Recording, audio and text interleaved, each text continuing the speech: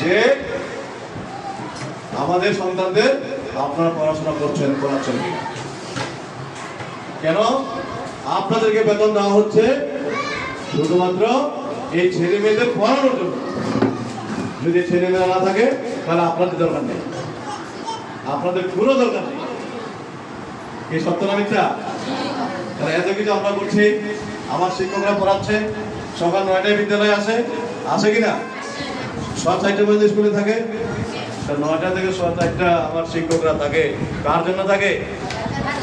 আপনাদের সন্তানদের জন্য। তাহলে এত কিছু যদি আমরা করে থাকি, তাহলে আপনি মা হিসাবে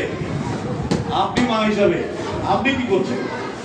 এইটুকু আমাকে আপনাদের পক্ষ থেকে আমাকে জানতে হবে। বা আপনি আমার কাছে আরো কি চান, আমার কাছে কি চান, কি হলে ভালো হয়, সেই কথাগুলো আপনারা আমাকে কোনো ভয় নেই, আমাকে কোনো ভয় পাওয়ার কিছু নেই। কেন ভয় পাবেন না? আমি সরকারের লোক হলেও আপনাদের বিরুদ্ধে কোনো ব্যবস্থা নেওয়ার সুযোগ আমার নেই। কারণ আপনারা অভিভাবক, আপনাদেরকে আমি একটু বকা দিতে পারবো না, আপনাদেরকে রাগ করতে পারবো না।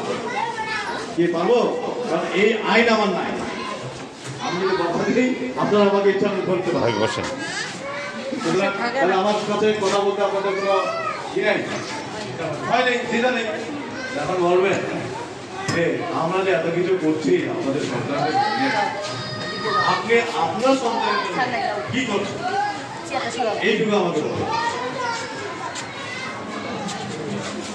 হ্যাঁ, আপনি আপনার সন্তানের জন্য কি করছেন এটা আমাকে বলুন। এটা বলা যাবে না? আমি সন্তান জন্ম দিয়েছেন, শেষ।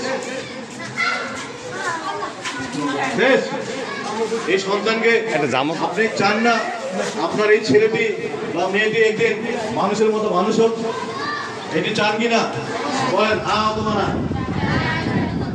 আপনার সন্তান একদিন বড় চাকরিজীবী হোক, এদিকে আপনি চান না? আপনার সন্তান একদিন ডাক্তার হোক, আপনি চান না? আপনার সন্তান একদিন ইঞ্জিনিয়ার হোক, এটা চান? বড় বড় অফিসার হোক,